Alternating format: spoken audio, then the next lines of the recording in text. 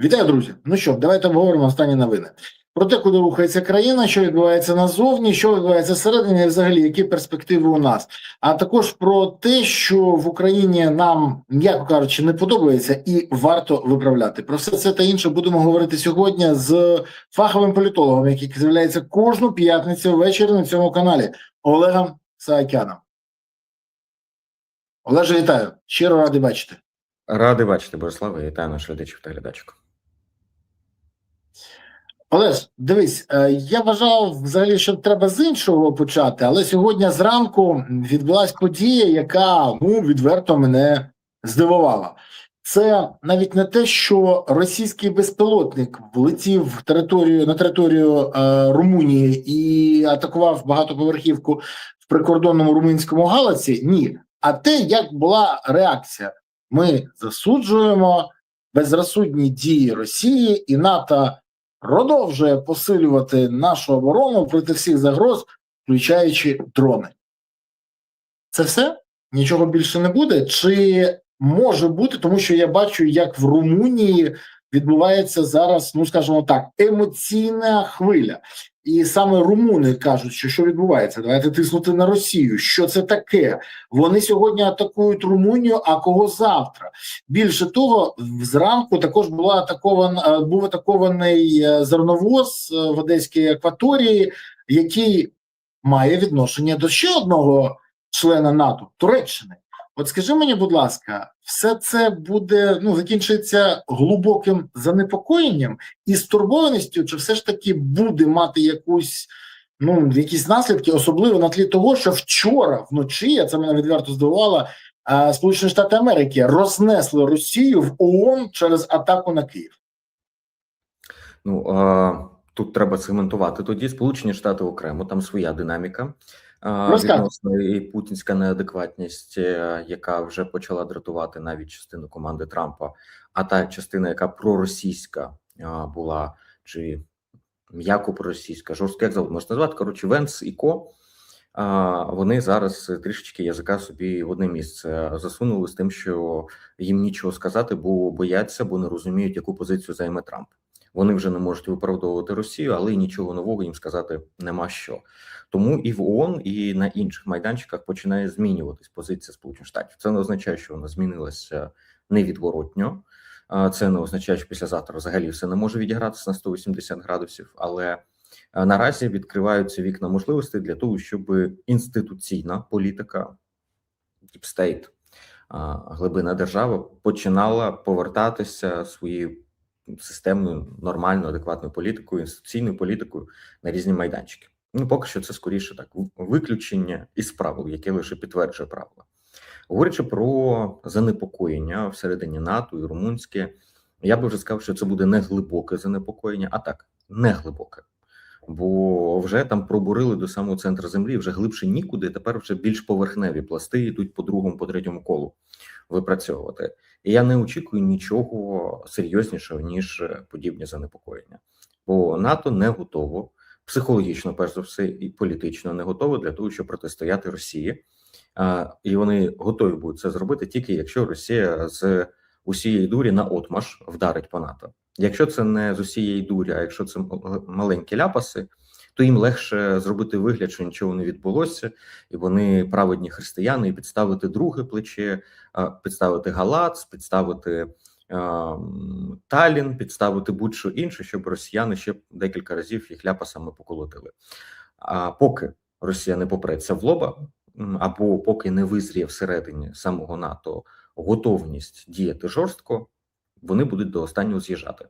А що могло би бути? Окей, що вони в Росії? Війну мають оголосити? Ні, звісно, ні. Не знаю, надіслати контингент в Україну? Там не готові вони до цього. Давайте залишатися реалістами. І в реалістичному полі також могли би бути певні ініціативи. Перш за все, це ініціювання додаткових інструментів тиску на Росію. Зокрема, наприклад, тих же перевірок російських кораблів, які йдуть в Чорному морі. Створення спільної коаліції. І так само, як на Балтійському морі, як на інших, перевіряти. Але для цього треба бути готовими, що росіяни можуть супроводжувати воєнними кораблями, це ж росіяни можуть провокувати, обстрілювати, і до цього треба бути готовими, якщо що, відповідати, діяти асиметрично, а інколи і симетрично в лоба росіянам. В будь-якому разі навіть саме формулювання і формування такої місії, воно вже підніметь ціну логістичного експорту російської нафти і російської продукції. Але дивись, Румунія ж як оцінила? Ти ж бачив, вони назвали падіння російського дрону, не атаку, падіння російського дрону на жилий дім серйозною ескалацією з боку Кремля. І влада Румунії вимагає від ЄС і НАТО, вони не тільки повідомили про цей інцидент, а вони вимагають прискорити передачу Румунії засобів боротьби з дронами. Я не почув головного тиску на Росію від уряду Румунії. Дивись, я розумію, чому Брюссель тримає паузу, але румуни. І найцікавіше, що в цій ситуації мене дійсно хвилює, що це буде через деякий час сприйматися як норма. Ну нічого, це ж забуло. Пам'ятаєш, я казав Кучма? Так, а безпілотники до цього вже на Румунію залітали, просто вздовж Дунаю. І що там? Почали бомбосховища робити, укриття тощо, але не збивати, але не реагувати на Росію. Тому я не очікую нічого нового, тим паче з нинішніми проблемами з урядом в Румунії взагалі очікувати на якусь жорсткість не варто. Хоча вона могла б бути, от я кажу, кораблі перевіряти спільну місію. Взяти просто разом Румунія і Туреччина з Болгарією, оголосити навчання і перекрити частину Чорного моря в центрі там на місяць, наприклад, що вони будуть ракетні навчання проводити, так щоб російський експорт з російських портів ліг просто на лопатки, бо вздовж берегів України його точно ніхто не пропустить. Ну, тобто є інші способи, яким чином можна взяти і діяти жорстко, доходячи до того, що Румунія просто може виставити кораблі на охорону вздовж узбережжя, глибше в море, і відповідно сказати, що вони закривають повітряну ділянку вздовж там над Зміїним на північ і так далі, навкруги не тільки Румунію, але й глибше, для того, щоб збивати все, що може потенційно летіти на Румунію. І таким чином трішки закрити повітряного простору і над Бессарабією, наприклад, унеможлививши російські удари по Ізмаїлу, по іншим прикордонним населеним пунктам українським з Румунією. Ну, просто в морі збивати, сказати, що ми готові. Україна точно не відмовила би румунам в тому, що вони можуть прикривати частину повітряного простору України, що вони беруть під контроль цю ділянку. Так, не Україну захищати, а себе, але в морі, для того, щоб нічого не долітало. Але для росіян це вже змінить баланс сили, створить складнощі для того, щоб атакувати. Але для цього потрібно бути готовими до проактивних кроків. Я там ще десяток можу накидати того, що можна зробити. Але в них нема готовності, тому повертаємося на самий початок. Утруться в чергове, і мені навіть складно тут, не знаю, звинуватити когось чи там глузувати. Ні, і близько. У Румунії складна політична ситуація всередині. Румунія також пов'язана по рукам загальнонатівською готовністю до протидії Росії, а там рівень нижче навіть, ніж самі Румунії. Є купа різних факторів, які об'єктивно в'яжуть по рукам сьогоднішню Румунію в тому, щоб діяти жорсткіше, доходячи там до електорально безпосередньо настроїв населення. Тому це той випадок, коли навіть звинуватити, сказати, що от все в них в руках і все в них мало би бути, а лише уряд зараз виступає гальмом, який не реалізовує волю народу, не реалізовує геополітичні умови і так далі, і вони негідники, ні. Я б скоріше навпаки сказав, що умови і контекст такий, який потребує волі для того, щоб його переломити, для того, щоб всупереч цьому діяти. Але оцього всупереч там немає. Тому, власне, і маємо таку ситуацію. Скажи мені, будь ласка, при всьому цьому, у нас є і внутрішній порядок денний, і це, наприклад, те, що Україна нарешті вимушена, я би сказав так, грати по правилах Євросоюзу. Мова про меморандум по взаєморозуміння з ЄС, і давай відверто. Так, ми розуміли, що угоду про позику України 90 мільярдів треба голосувати, це все зрозуміло. Єдине, що влада напихала туди своїх побажань, і ми це бачили. Це ті, хто голосували за це, повинні будуть голосувати тепер і за підняття податків, скасування пільг на посилки, там багато чого. Але головне на це, Євросоюз вперше за весь час фактично вимагає демократії і контролю від України. Давай відверто. Це ж перша така вимога, жорстка, пряма вимога, а інакше дуже жорсткі покарання. В цій угоді є дуже важлива річ. Якщо влада припинить дотримуватись демократичних механізмів верховенства права, захисту прав людини та боротися з корупцією, тоді Євросоюз зможе вимагати погасити всю суму боргу за рахунок активів України. Це вже не Росія буде гасити за свої гроші, що їм дуже не подобається, а Україна. Фактично, якщо наша влада прийме рішення про те, що та ми клали на цей меморандум, на все це, от що хочемо, то і робимо. Ну, наприклад, як вони, знаєш, дуже часто люблять когось переслідувати, по комусь фабрикувати справи чи накладати санкції, то зараз Євросоюз може не просто вимагати, а це призведе до того, що якщо Україна не погасить, до речі, за рахунок зовнішніх і внутрішніх активів, це дуже важлива ситуація, то тоді дефолт усіма наслідками для курсу гривні і економіки. Друга важлива умова для вимоги негайного повернення коштів Євросоюзу, це якщо буде Україна спіймана на тому, що вона займається шахрайством чи корупцією безпосередньо з коштами позики. Тоді вимога віддати всю суму, з якою відбулося, і знову ж ті самі наслідки.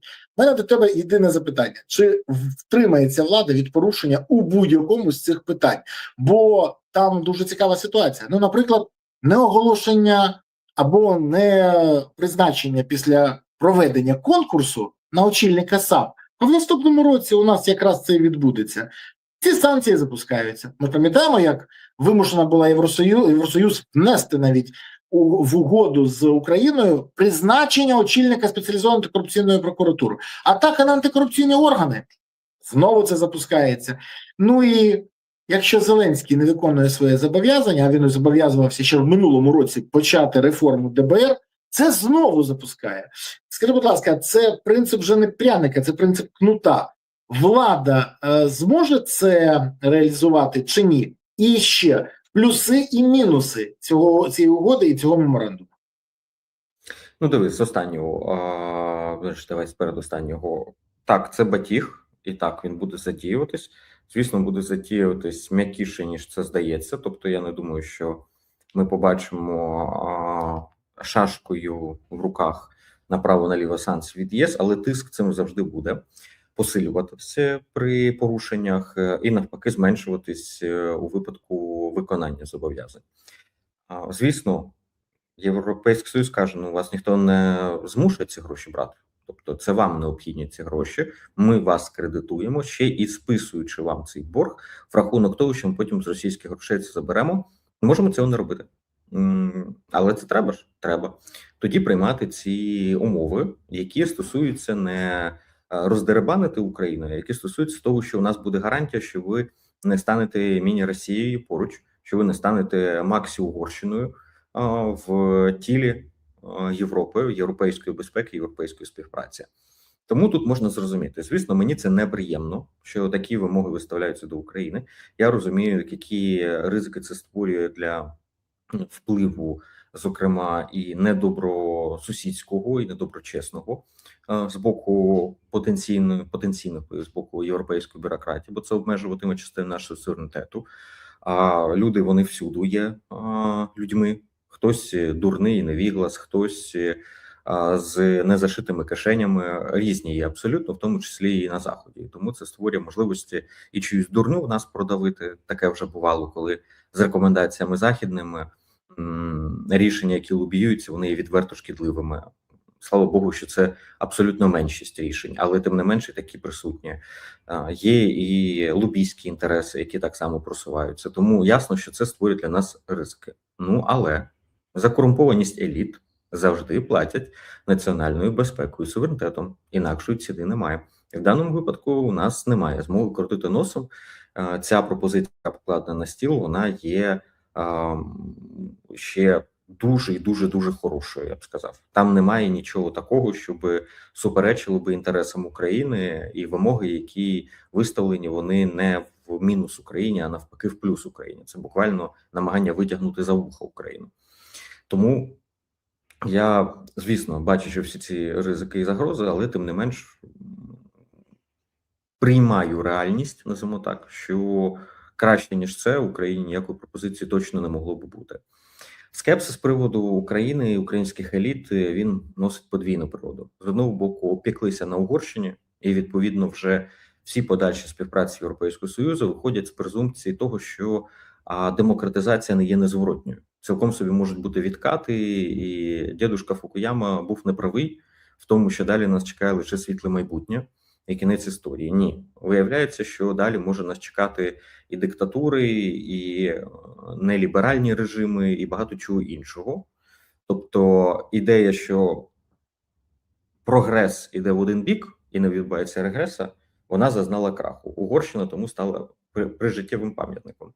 А з іншого боку, корумпованість, непослідовність наших еліт, корумпованість в частині того, що ми розуміємо, скільки крадівництва в різні боки, а непослідовність в тому, що щось обіцяється і не виконується. А потім кажуть, ну тут парламент не проголосував, ну тут не встигли, а тут ми інакше вас зрозуміли.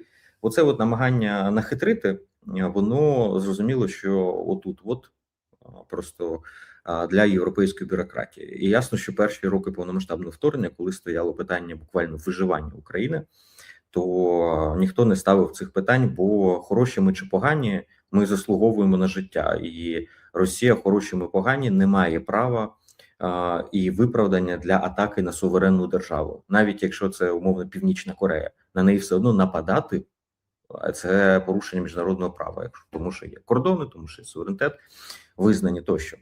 Тому хороші погані не є причиною допомоги чи недопомоги, права на існування чи відсутності такого права.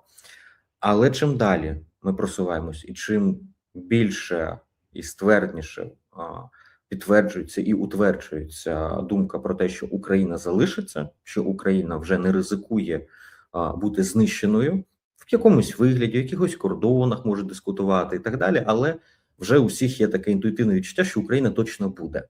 Ми боремося за те, щоб Україна була в усіх своїх кордонах, у всіх своїх територіях, як українці. Ми, звісно, за це вболіваємо, ми, звісно, намагаємося це зробити. Для інших, ну, тут всякі варіанти можливі. Але вже нема страху, що Україна завтра посипеться. То витягають і вимоги, і стають більш жорсткими в розмові з українською владою, розуміючи, що тепер це вже не ціна державності на кону, якщо це там питання, які не стосуються вже прям глобально. По оборонці, наприклад, до сих пір ніхто ніяких жорстких вимог там не виставляє, тому що розуміють, що це питання взагалі окремої ідеї, і навіть ті ж самі фаєрпойнти і все інше, всі просто не знаю, під мікроскопом намагаються зерна від полови відібрати для того, щоб, не дай Боже, разом з водою тиснути. Ну, звісно, тому що це може реально підважити обороноздатність країни. Так от, вибачте, маленьке додам. Просто Європа розглядає нас вже як тих, з ким вони будуть і далі поряд. І не хочуть ризикувати, щоб країна перетворилася в остаточно корупційне болото з порушеннями, тотальними порушеннями демократії. Їм вистачає Білорусі. І поляки, до речі, кажуть, що якщо б вони вчасно починали з литовцями, я от чув неодноразово, від поляків було вчасно впливати на владу Білорусі, ситуація, яка зараз не була б. І вони зараз фактично наперед, Олеже, виправляють ситуацію. Ну це ж правда, це не є таємницею. В нашому випадку, скоріше, це не кейс Білорусі, а скоріше це кейс Угорщини, чому я з нього почав. Вони реально розуміють, що Україна буде в ЄС. Це лише питання років. Навіть там вже не десятилітті, але це питання років. Причому через безпеку, перш за все, фактори.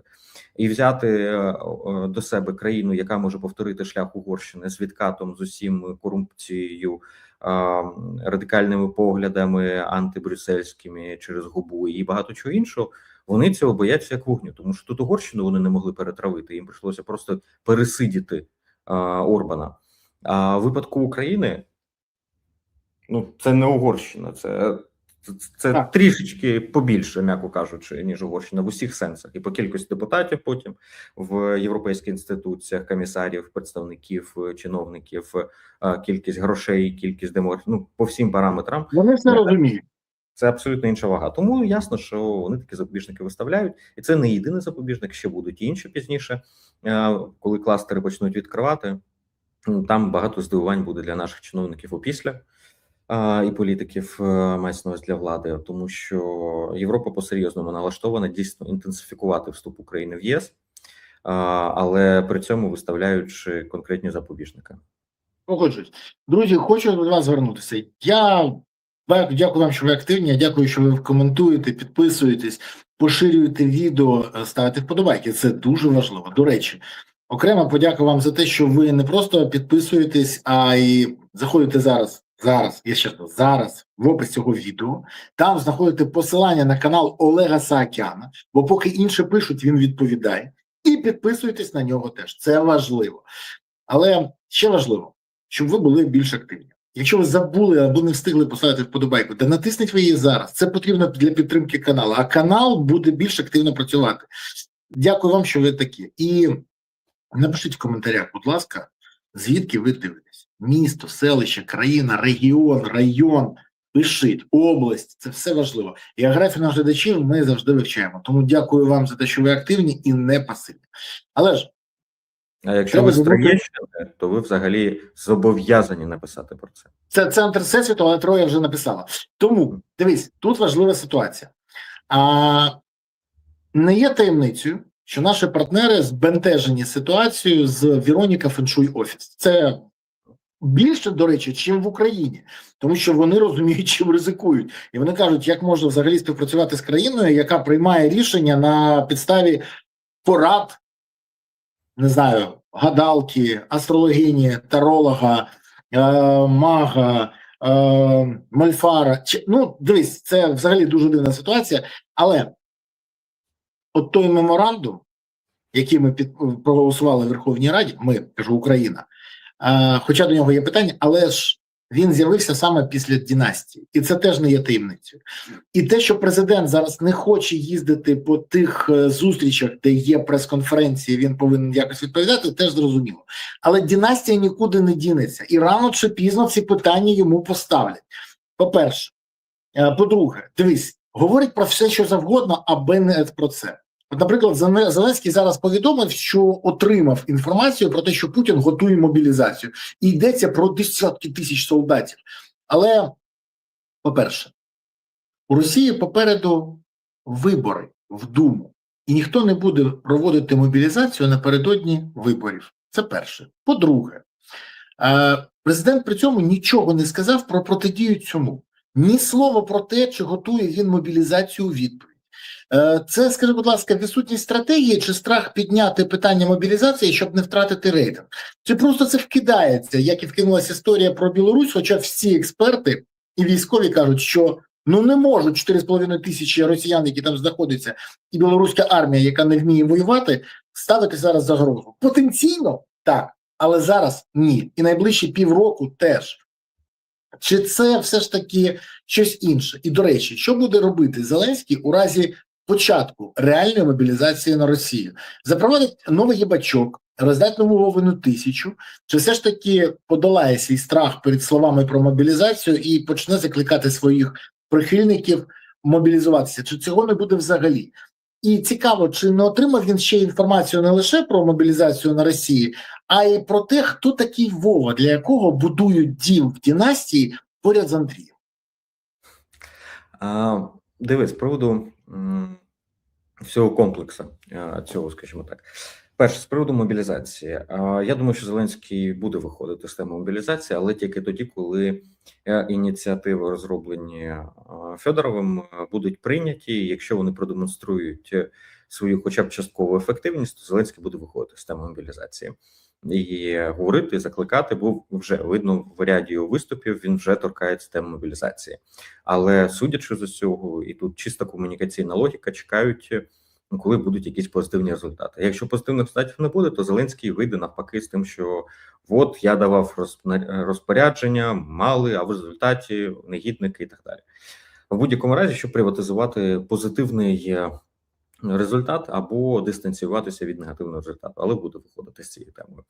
Бо вона дуже на поверхні, вона найтривожніша для суспільства, це ключовий подразник наразі. Мабуть, поруч з корупцією, а може і навіть обганяючи його. Раз. Два. З приводу змін.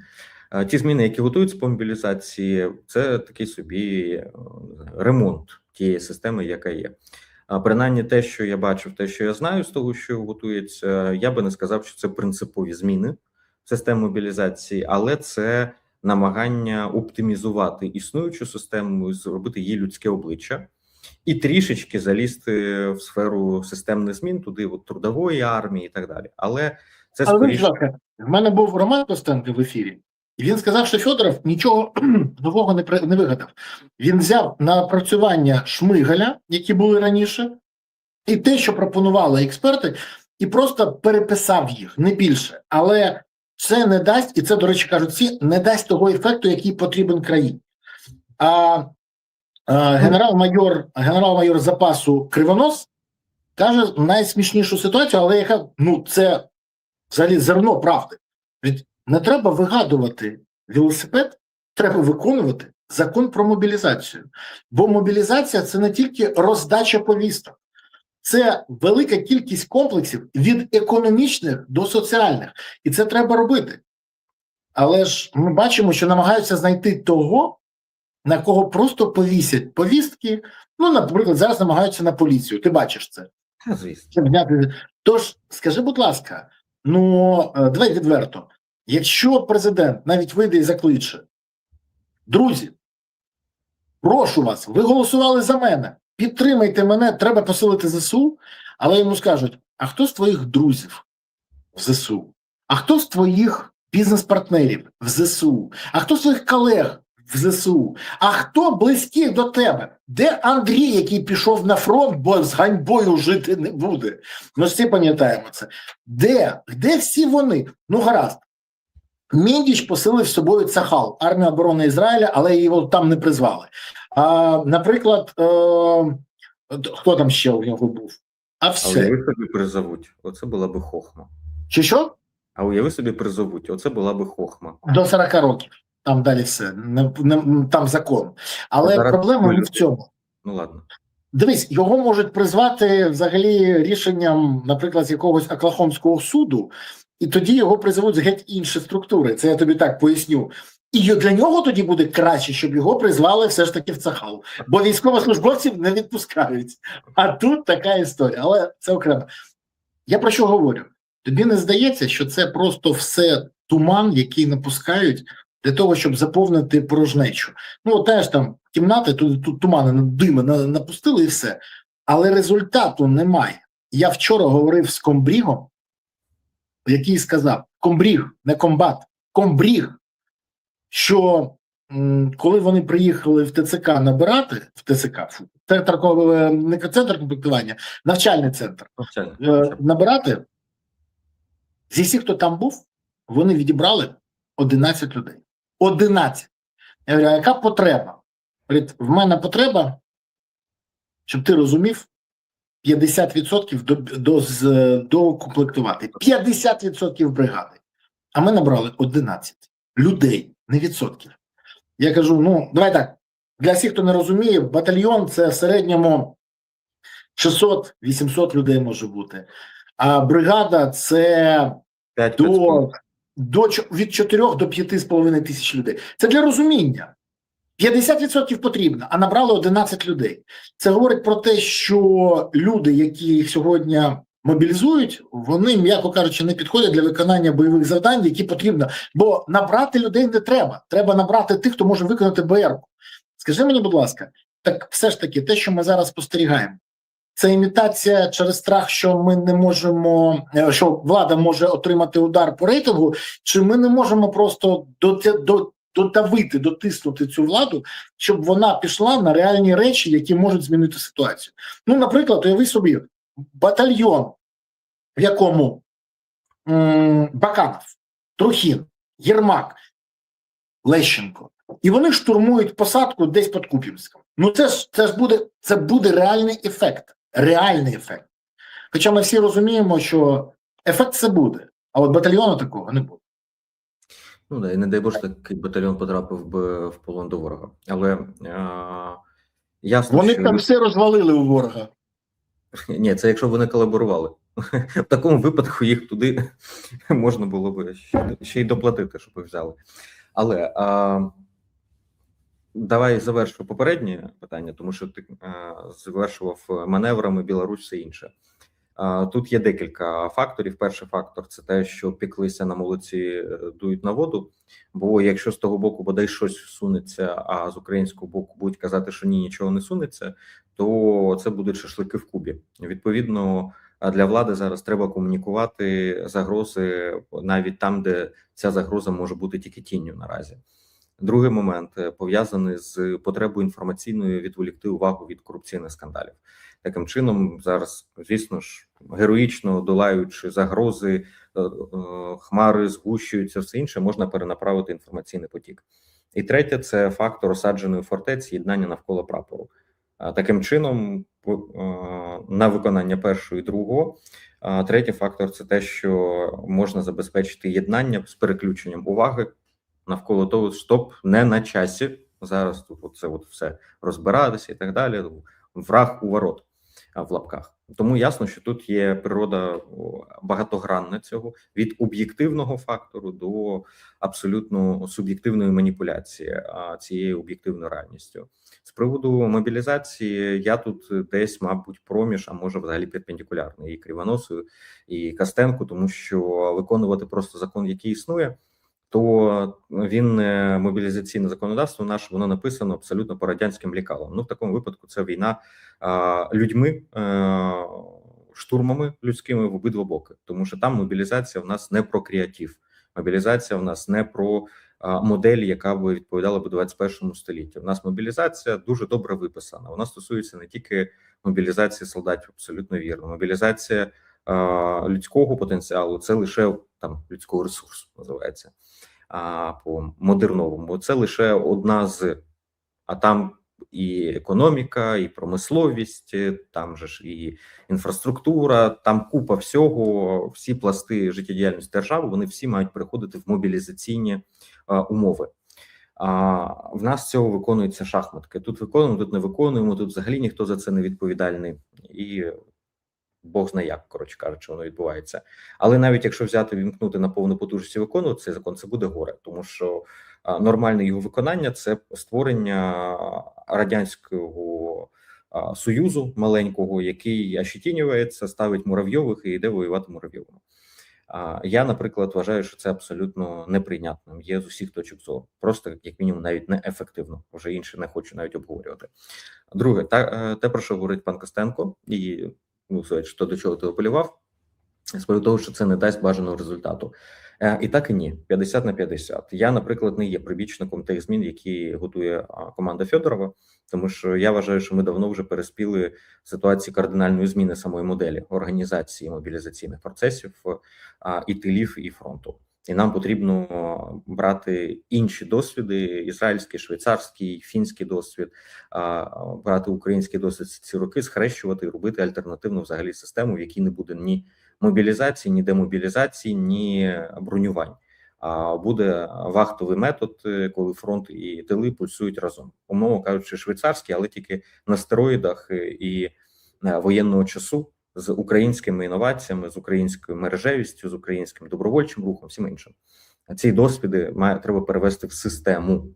Тоді і вигорянь не буде, тоді і знаходження багато років на фронті не буде, тоді і не буде питання в тилах, ті, хто ховається, не ховається. Ті, хто будуть ховатися, ті відсотків 10-20, вони в будь-якому суспільстві існують, вони мають бути маргіналізовані, і вони можуть бути маргіналізовані і упосліджені, коли вже дано всі варіанти альтернатив. Від дуже почесного штурмового на фронті з навчанням професійним з усім і так далі, завершуючи втричі довше, але в госпіталях, наприклад, допомагати. Є купа роботи в армії, яку потрібно також робити, є купа роботи медичного характеру, є купа роботи технічного характеру, і вона також необхідна. Відповідно, окей, коефіцієнт 1:5, наприклад, але от цю роботу робити. Замість року на фронті 5 років будеш утки носити, умовно кажучи. Але всім знайдеться робота. І має бути цей принцип. В умовах війни всім знайти місце ефективного докладання зусиль. І так, щоб не повалити тили, бо на тилах тримається фронт. Якщо тили посипляться, то скільки б армії не було б, скільки в неї техніки би не було б, і героїчних абсолютно людей в ній, тим не менше країна надірветься. Бері шинель, іди домой буде. Тому також тут потрібно завжди балансувати.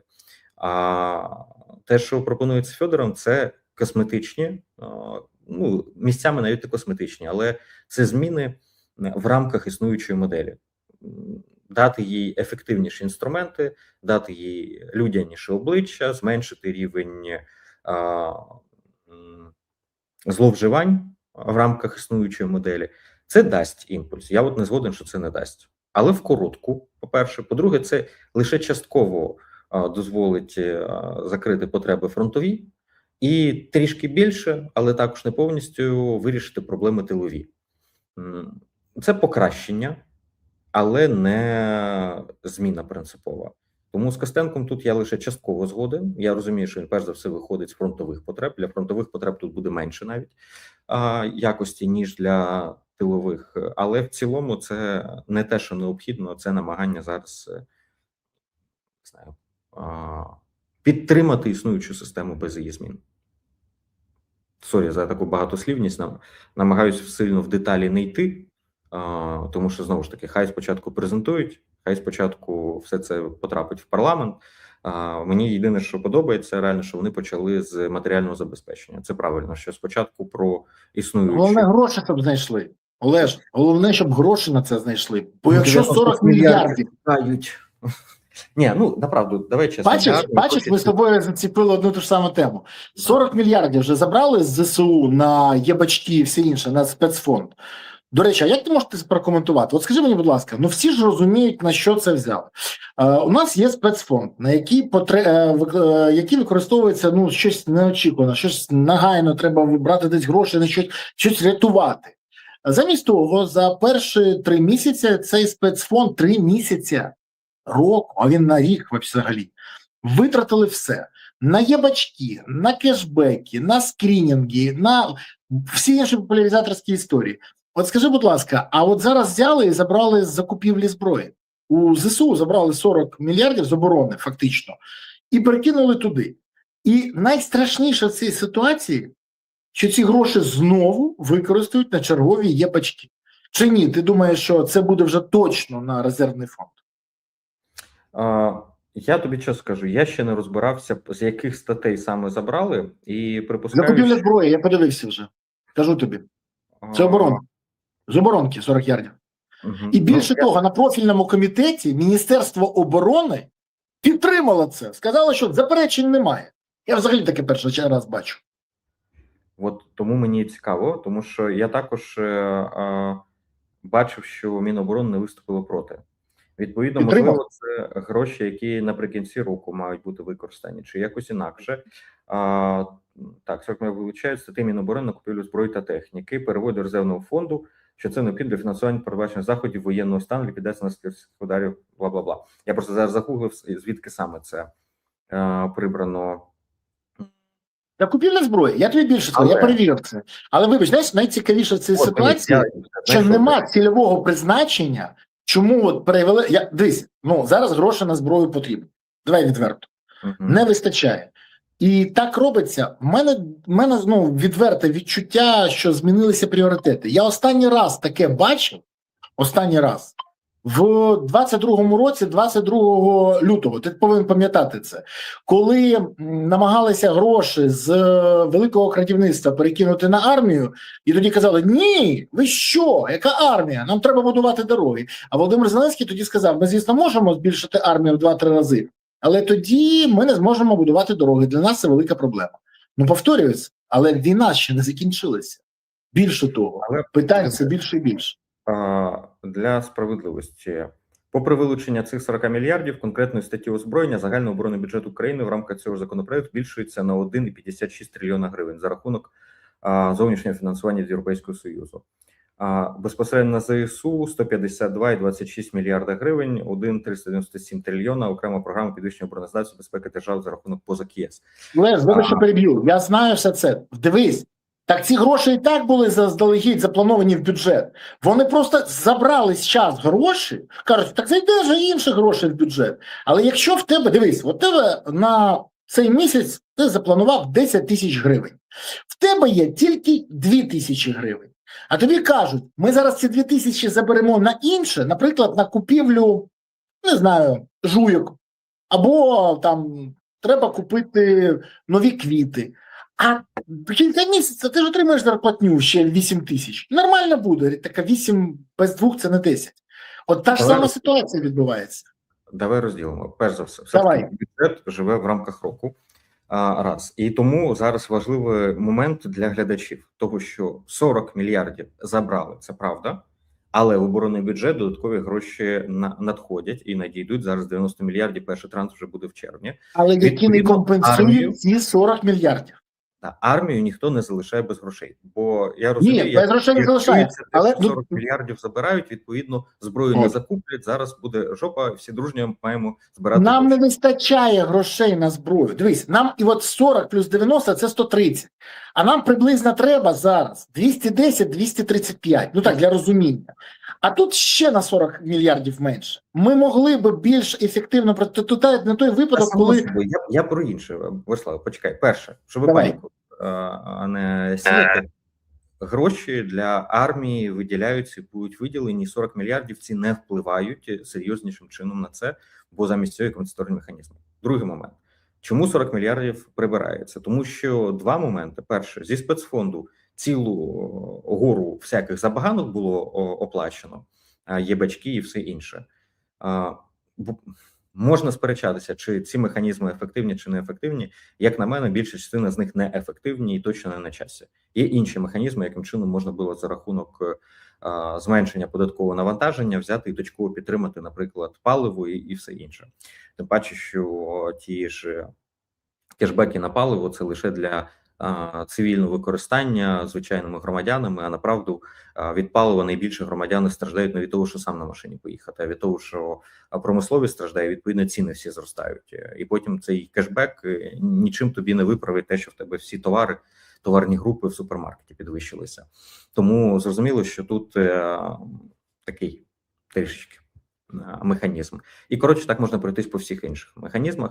І це викликає дуже серйозні питання, зокрема, і у наших партнерів. Тому що в бюджеті таким чином створювалась додаткова дірка, і грошей на те, щоб підвищувати матеріальне забезпечення і підняття грошового забезпечення особового складу в силах оборони не було. Хоча прогнозується, хоча закладалося, що ми будемо підіймати ця реформа. А звідки гроші брати? Значна частина, в тому числі партнерів, донорів наших, запитували, так, а на що було туди мільярди розподіляти? Ну, але тут вважалося, що окей, там трішечки залізли, пару мільярдів там, нічого критичного. Але трапилася ще одна історія. Всі ми бачили стан доріг після зими. І прийшлося направляти великі гроші із спецфонду, фактично вичерпати спецфонд, на ремонт доріг після зими, тому що просто навіть всі ключові артерії у державі просто посипалися. Що Київ-Одеса, що Львів-Київ, що Київ-Дніпро, що Харків, тобто і напрямки, які забезпечують функціонування буквально економіки в умовах війни, тому що розуміємо, що у нас значна частина логістики саме з колес відбувається, як воєнної, так і невоєнної. І тому туди були перерозподілені гроші. І от на тлі цього створилася ситуація, коли забаганки помножились на реальну кризову ситуацію, яку прийшлося і приходиться ще вирішувати ad-hoc, а грошей в спецфонді вже нема. І тому зараз відбувається це перерозподілення грошей для того, щоб у спецфонді були гроші, зокрема, на те, щоб латати дороги, які необхідно латати, бо без цього просто стане і фронт, і економіка, а туди перерозподіляться зовнішні гроші. Тому кожен може зробити свої висновки. Чи вартували того єбачки, чи не вартували. Не було б єбачки, все одно прийшлося перерозподілювати, але значно менші гроші, наприклад. І, до речі, одразу ж туди ще питання доріг, коли кричали, нащо робити дороги, треба гроші для оборони і так далі. А потім без доріг в результаті ні евакуаційний транспорт не може вивезти і гинуть просто поранені, ні доставити вчасно неможливо ні снаряди, ні техніку, а плюс автомобілі змінюються як перчатки, тому що просто розлітаються прямо на ходу, особливо карчі, які і без того далеко не найкраще. Ну, ладно, ми всі знаємо. Але вибач, я перевірю, вибач, а от я особливо подивився. Програма «Є-бачок», офіційний національний кешбек, пальне, коштувала державному бюджету орієнтовно не менше 10,5 мільярдів гривень. За оцінками економістів та народних депутатів, під час дії програми в березні та квітні щоденні виплати з бюджету досягали 20 мільйонів гривень. Скрині, ну я просто подивився, вони якраз вичерпали не на дороги. Якщо б вони не чіпали це всякими єбачками, то дороги би могли би відремонтувати навіть краще, але вичерпали. Зараз дивись, рятують іншу ситуацію. Це трішки кафтан, пам'ятаєш цю історію? Зараз вони забрали у ЗСУ. Дивись, зараз вони забрали у ЗСУ. Я тобі хочу сказати, що з початку року не законтрактована бронетехніка. Не законтрактована, і це факт. Більше того, питання в грошах. Тож знову не законтрактовано. Є інші напрямки, які питання теж, у нас взагалі зараз літо, то треба готуватися вже на зиму. Мова про що? Про пальне, мова про одяг, мова про чобот, про талант, про все. Знову ще контракти не закриті. Я кажу про те, що забравши зараз 40 ярдів, вони кажуть, та гроші зайдуть. Так. Але коли прийде момент, цих грошей не буде. Цих 40 ярдів не буде в бюджеті. І взяти їх нема де. Нідерланди на минулому тижні офіційно звернулися до Євросоюзу з вимогою збільшити фінансування України через те, що витрати на війну в Україні до кінця року будуть значно більше, ніж очікувалося. І давай так, Нідерланди не є країною, яка марнотратством займається. Вони дуже чітко все прораховують. Але вони розуміють, що без цих грошей Україна не вистоїть. Я до чого кажу? Я говорив з деякими слугами і казав, ви розумієте, що відбувається? А знаєш, що я вчув відповідь? Начальник сказав голосувати. Бо інакше це війна з начальником, а не війна, яка на фронті. На жаль, і досі, до речі, ти ж знаєш не гірше за мене, що планується чергова Вовина 1000. Знаєш про це. І звідки вона буде братися? З цього самого резервного фонду. Тож знову, замість того, щоб забезпечити військових, забезпечують лояльність окремої частини виборців на потенційні якісь вибори. Коли вони будуть, ніхто не знає. Оце найжахливіше. І проблема в тому, що я розумію, чому можна зараз перекинути гроші, якщо потім можна повернути ці гроші. Їх не може, їх не буде. І найстрашніше – це знову витрати на незрозумілі якісь напрямки. Наприклад, знову на черговий єбачок, кешбек, Вовину 1000, Юліну 1000, на будь-яку 1000. А ще один момент. У нас сьогодні грошей не вистачає. Ми будемо просити десь біля серпня-вересня гроші ще у Європи. І я тобі скажу, що буде далі. Європейці будуть казати, тому що там же вибори теж, ти ж теж пам'ятаєш це. І будуть казати, та вони витрачають гроші незрозуміло куди. Нафіга ми будемо давати їм гроші, і ця опозиція буде казати, якщо у нас є свої громадяни, ми створюємо собі проблему через некомпетентність і популізм нашої влади. На жаль. До речі, друзі. Я починав, що вже частина партнерів, наших донорів, ставить питання. Так я ж кажу, так. Чому у вас грошей там не вистачає, ви витрачаєте їх нецільовим чином. І тут ми з тобою співпадаємо на 100%. Друзі, в мене до вас прохання. Я дякую вам, що ви активні і не пасивні. Я дякую вам, що ви ставите вподобайки, коментуєте, поширюєте. Але тих, хто забув це зробити або не встиг, в мене є запитання. А чому не робите? Ви дивитесь вперто, ви слухаєте, що ми кажемо, але не підтримуєте канали. Каналу дуже важко працювати, якщо в нього немає підтримки. Тому я буду вдячний кожному, хто підтримує канал. Поставте зараз ту вподобайку, напишіть, що ви думаєте з цього приводу. І, до речі, звідки ви дивитесь цей ефір. Підпишіться, прокоментуйте, поширте. В описі цього відео є посилання на канал Олега Саакяна. Підпишіться і на нього, це теж важливо. І дякую всім, що ви не байдужі. Олеж, а давай подивимося, що там за перебріком. Це ж теж цікаво. Тому що те, що у нас відбувається, дуже часто зеркально відбувається і у наших ворогів. У нас династія, там ще цікавіше.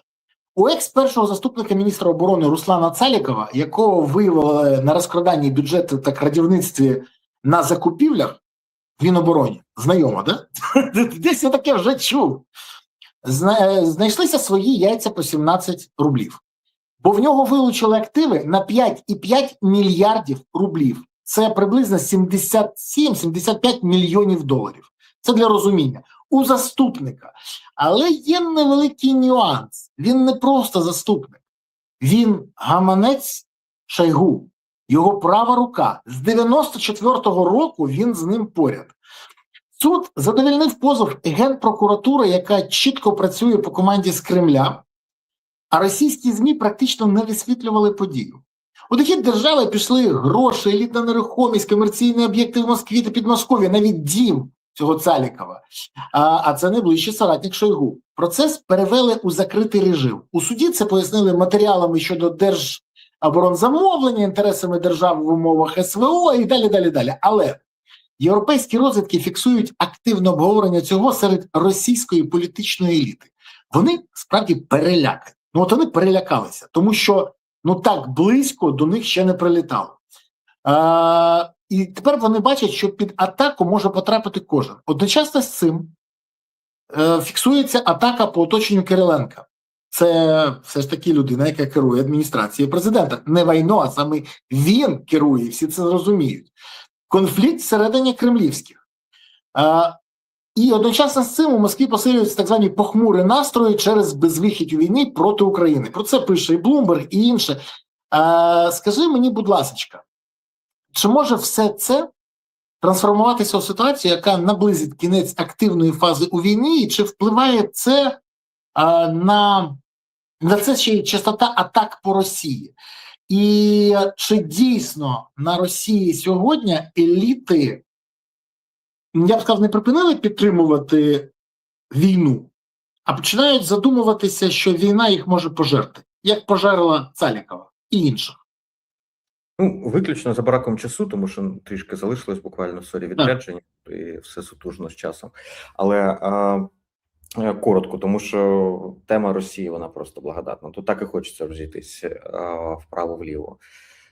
Коротко відповідаючи, так, це наближує, причому це індикатор наближення і не тільки самонаближення, тобто це і посилює процеси, і демонструє нам ті процеси, які відбуваються під килимом. Бо це боротьба груп впливу за ресурс, який скорочується, і з підставлянням один одного, зачисткою людей один одного і перехопленням грошових потоків, які ще залишаються. Оборонка – це ключовий грошовий потік наразі в Росії. Енергетичний, там вже такий потічок з ріки перетворився в потічочок. Будівництво, там вже від'ємний результат. Промисловість, там від'ємний результат, нічого не знайдеш. Дотації також толком не дають. Аграрка в Росії також вже підважена, тому що паливо зростає, дефіцити палива, відповідно, катаклізми всілякі, то вигорить, то затопить. Відповідно, по аграрки також там надприбутків, коли як, плюс з експортом є проблеми морським і в Росії також. Тому залишається лише два джерела, по суті. Одне – це оборонка, інше – поменше джерело, але дуже стабільне – це добрива.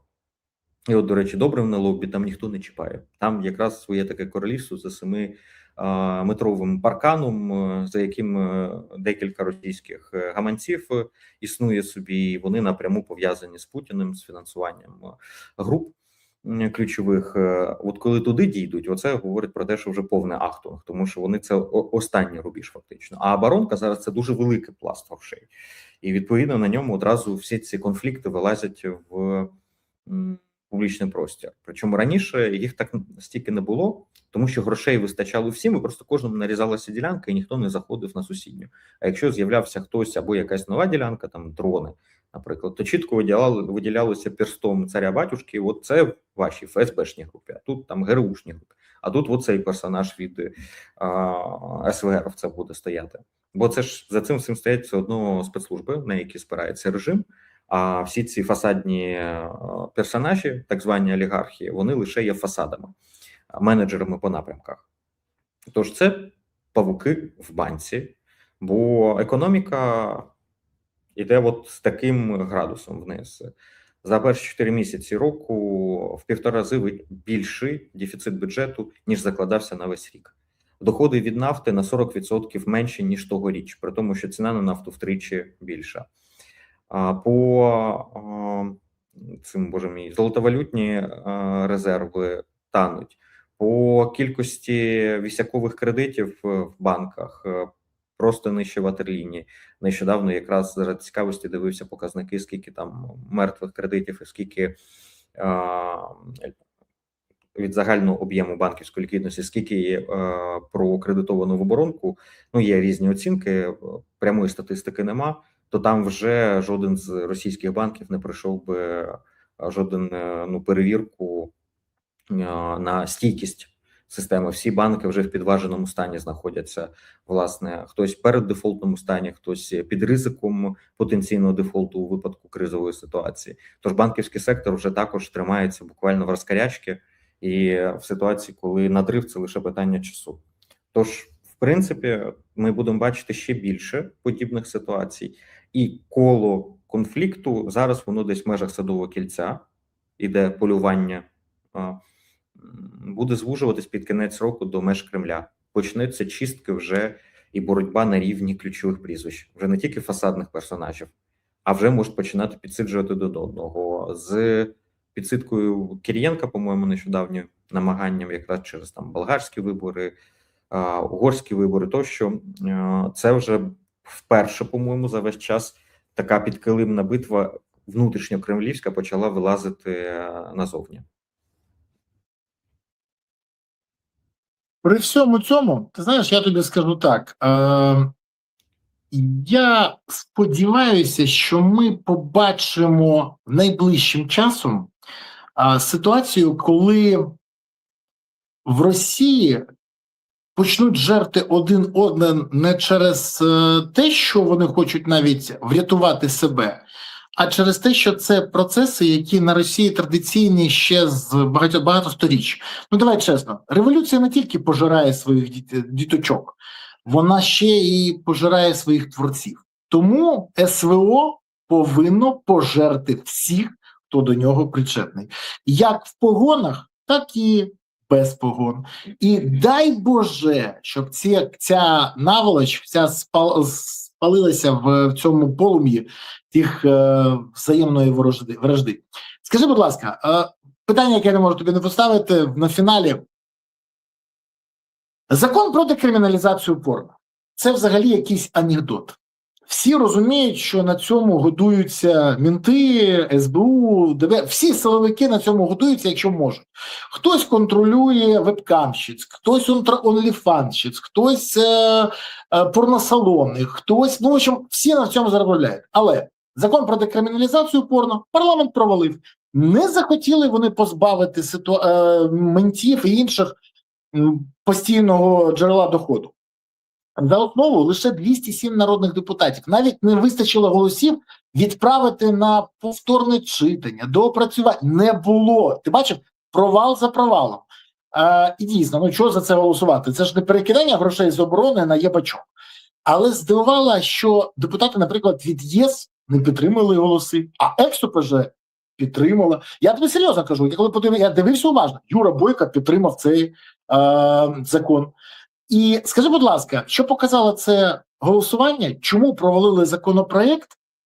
І ну тобі не здається, що оцей страх перед тим, а як наш виборець подивиться на це і скаже, що ми за порнуху чи що?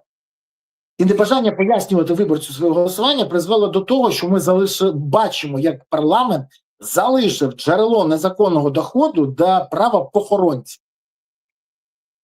Я думаю, що у цих депутатів, які проголосували проти, треба пожиттєвий бан на сайті Pornhub, щоб був. Мають бути послідовними до кінця. Ну, я жартую, звісно, але... До речі, ти бачив, депутат від «Слуг народу» проголосував проти цього закону, а його піймали, що він розглядав оголених дівчат, сидячи на сесії. Тобто, ти знаєш, це не лицемірство, я не знаю, як це назвати. Це коли ти собі дозволяєш, а іншим ні, не можеш. Ну що, це це називається. Да. Коротше кажучи, цей законопроект просто одразу розставить крапки над «і». От він взагалі не про порно. Він про принцип того, чи держава залазить в регулювання сфери моралі і поведінки і дій дорослих людей руками поліції чи ні. Він про те, що на цьому шалені чорні гроші гуляють в силовому блоці. На контрольні закупівлі порнопродукції, щоб вебкам ще сидіти дивитися, і це десятки тисяч гривень витрачаються. Десятки тисяч гривень плюс 30 гривень на серветки, судячи з усього цим поліціянтам. Це купа кеша чорного, який кримінальним чином ходить в силових структурах.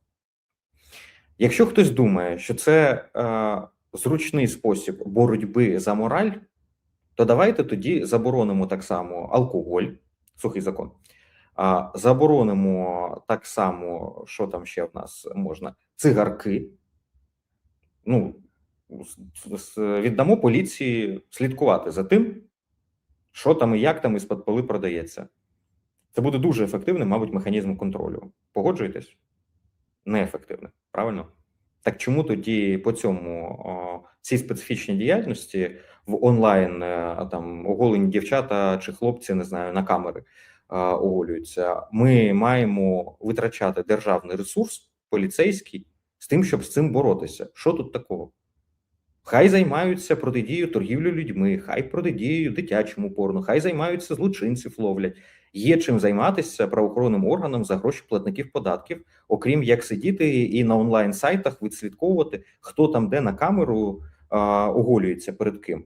А потім це ж з радянських часів залишився. Цей закон залишився з радянських часів. Тупа радянська норма. А знаєш, хто ще туди підпадає? У нас вже декілька прецедентів є, пам'ятаєш? Коли дівчина хлопцю на фронт пересилає просто відео своє оголене, а в результаті потім кримінальна справа. Тому що в рамках іншого процесу телефон був вилучений, відповідно, є порноматеріали і факт пересилки. І формально це також потрапляє під те, що це було вироблення порнопродукції нею і розповсюдження порнопродукції нею. Так я тобі більше скажу. Мені зараз, я говорив, мені кажуть, дивись, є проблема.